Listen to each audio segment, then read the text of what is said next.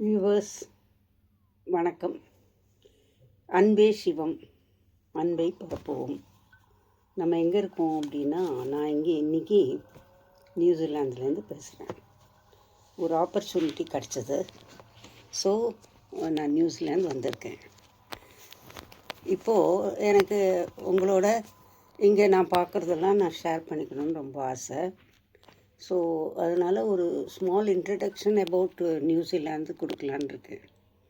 நிறைய பேருக்கு தெரிஞ்சுக்கும், இது தெரியாத வாளுக்கு மட்டும் நான் கொடுக்குற ஒரு பதிவுன்னு சொல்லலாம்.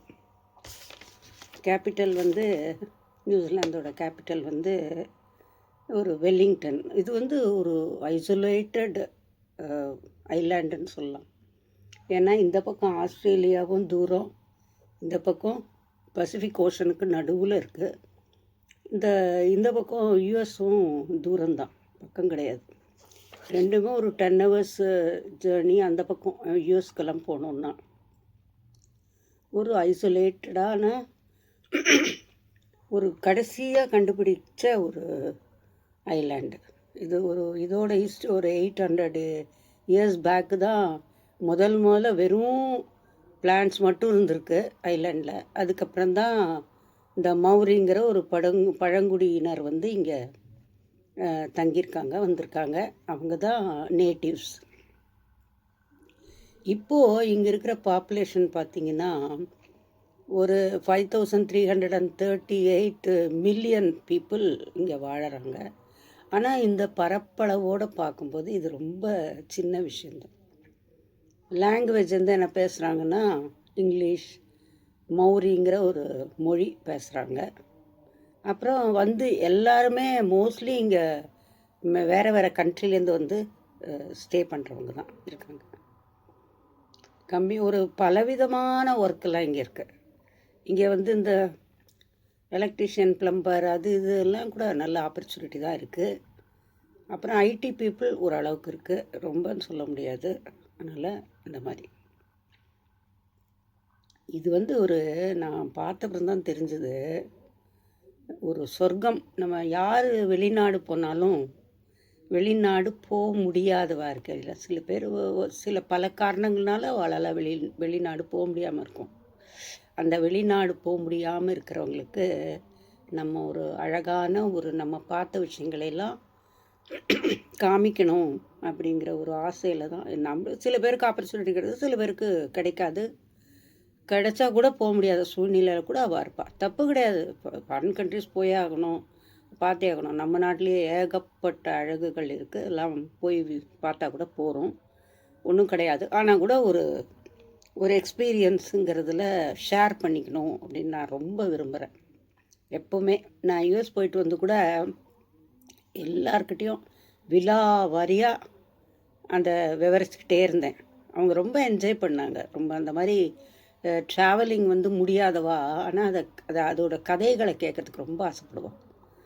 ஸோ அந்த மாதிரி இங்கே என்னென்னா, ஒவ்வொரு ஒரு ரோடு போகிறதுன்னு வச்சுக்கோங்களேன். உதாரணத்துக்கு ஒரு பஸ் போகிற ரோடு, இப்போ நான் இருக்கிற இடம் நிறையா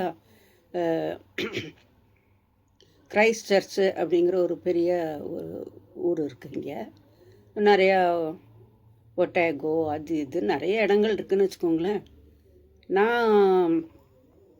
நாங்கள் இருக்கிறது இப்போ டுனிடின் அப்படிங்கிறது ஒட்டேகோ யூனிவர்சிட்டி. இங்கே இது மெயின் இங்கே மேல் படிப்புக்கு எல்லோரும் வராங்க. ஆனால் இந்த அழகை பார்த்துட்டு அவள் திரும்பி போக முடியறதில்ல. அதனால் இங்கேயே ஸ்டே பண்ணுறான், வேலை வாங்கிட்டு ஸ்டே பண்ணிட்டுருக்காங்க.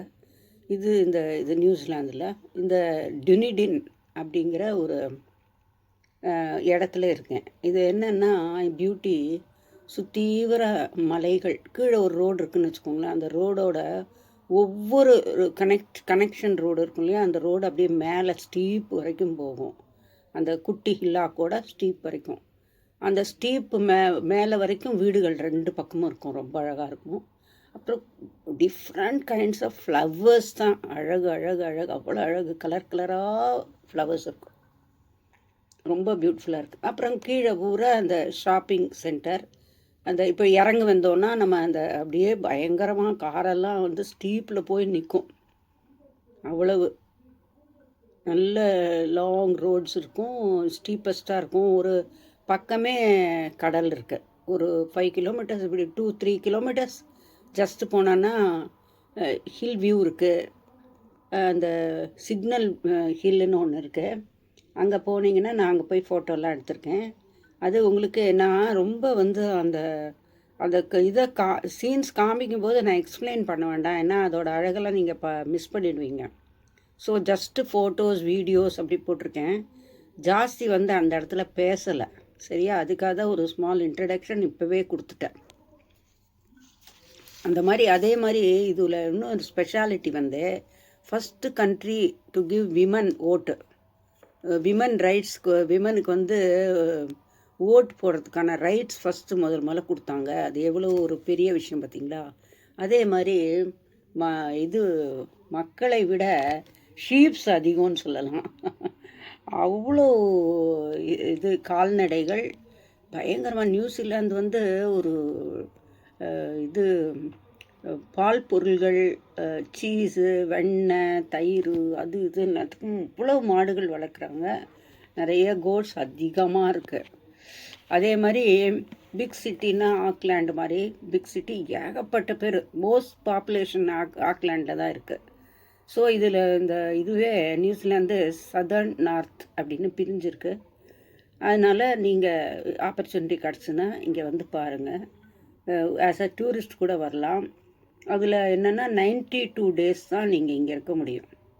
இப்போ சப்போஸ் ஒன் இயருக்கு கொடுப்பாங்க, ஆனால் கூட 90 days நம்ம இந்த நாட்டை விட்டு பக்கத்தில் ஏதோ ஒரு நாடு ஒரு 2 நாள் அங்கே ஸ்டே பண்ணிவிட்டு கூட இங்கே மறுபடியும் என்ட்ரி கொடுக்கலாம். இப்போது மெடிசன்லாம் கொண்டு வரணுன்னா கூட ஒன்லி 3 months தான் கொண்டு வரணும், அதுக்கு மேலே கொண்டு வரக்கூடாது.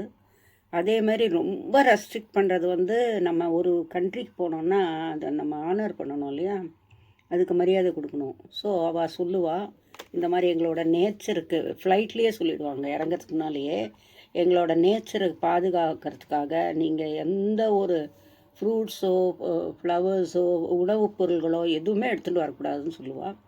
அதுபடி நம்ம நடக்கிறது நல்லது தான். எந்த உணவுப் பொருளும் நான் எடுத்துன்னு வரல.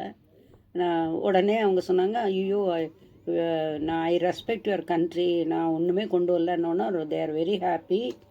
அப்படியே ஜஸ்ட்டு கிளியர் பண்ணி யூ கேன் கோன்னுட்டாங்க, நிற்க வைக்கல, ஒன்றும் இல்லை. ஏன்னா நம்ம ஆனஸ்ட்டாக இருக்கணும். ஸோ அது ரொம்ப ஈஸியாக தான் இருக்குது. விசாலாம் ஈஸியாக கொடுக்குறாங்க, வயசானவங்களுக்கும் விசாலாம் ஈஸியாக கொடுக்குறாங்க. நீங்கள் ஆஸ் அ டூரிஸ்ட் கூட யாராவது இருந்தாங்களா இந்த மாதிரி நீங்கள் வந்து சைட் சீங்கெலாம் பார்க்கலாம். பார்க்குறதுக்கு நிறைய இடங்கள் இருக்குது, ஆனால் கொஞ்சம் குளிர தாங்கணும். அதுதான் சேலஞ்ச். வந்து வெளியில் வந்து குளிர் காற்று அடிக்கும், வீட்டுக்குள்ளே ஹீட்டர் போட்டுட்டு இருக்கலாம். ஒரு சொந்த பந்தம் இருந்ததுன்னா அவங்களோட நீங்கள் ஸ்பெண்ட் பண்ணோன்னு நினச்சிங்கன்னா வீட்டுக்குள்ளே இருந்து பண்ணலாம். சம்மர் இருக்கும், நம்மளுக்கு ஆப்போசிட்டு, நம்ம இந்தியாவுக்கு ஆப்போசிட்டாக நம்ம வந்து டிசம்பரில் அங்கே குளிர்னா இங்கே டிசம்பருக்கு மேலே தான் ஆரம்பிக்கும் இது நம்மளோட சம்மரே ஆரம்பிக்கும். இங்கே அப்படி தான் ஆப்போசிட்டாக இருக்கும்.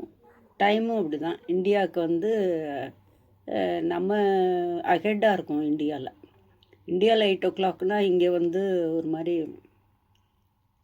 ஒரு மத்தியானம் அந்த மாதிரி ஆகிடும். ஸோ அந்த மாதிரி இருக்குது. ஸோ நான் வந்து கொஞ்சம் கொஞ்சமாக நியூசிலாந்து பார்க்கலாமா அப்படிங்கிற தலைப்பில் நான் ஃபோட்டோஸ் எல்லாம் போடுறேன், எல்லாம் பார்த்து என்ஜாய் பண்ணுங்கள், சரியா? அதுக்காக தான் இந்த காணொளி. எங்கெல்லாம் நான் போகிறேனோ அந்த இதெல்லாம் போடணும். நீங்கள் எல்லோரும் வந்து அதை பார்த்து ரசித்து சந்தோஷப்படணும்னு நினைக்கிறேன். Stay healthy. Thank you so much.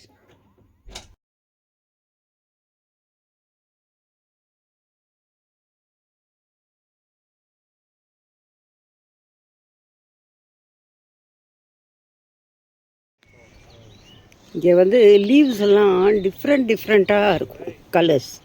லீவ்ஸ்லேயே different colours.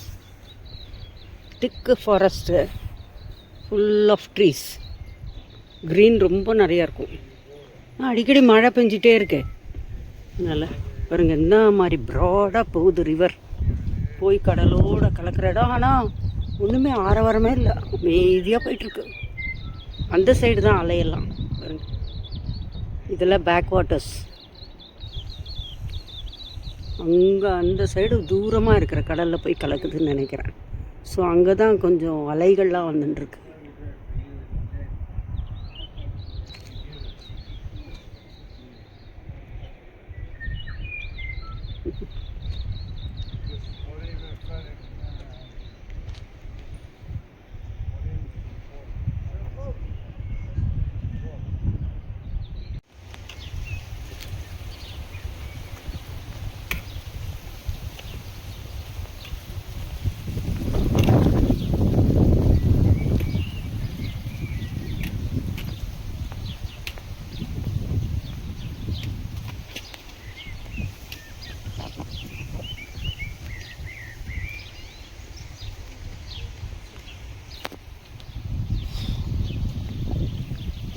இது ஒரு ஸ்மால் பாண்ட்.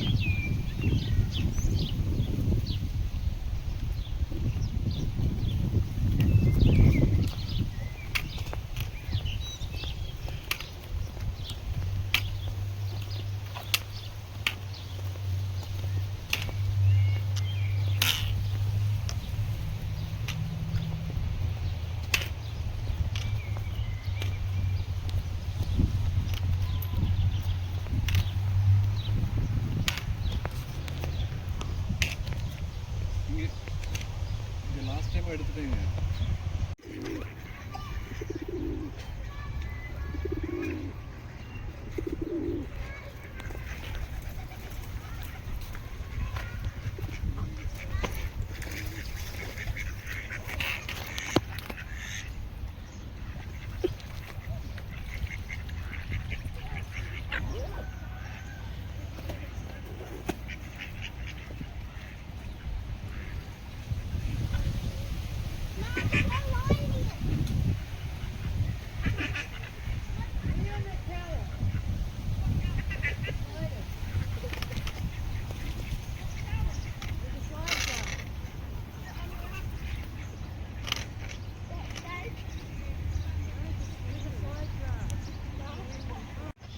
அவங்க ஸ்கூல் ஒர்க்கே பண்ணிட்டு இருந்தாங்க பிகாஸ் தேர் போரிங்.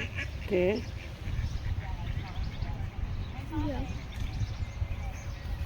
இந்த இடத்துக்கு டினிடின் பொட்டானிக்கல் கார்டன் பாண்டா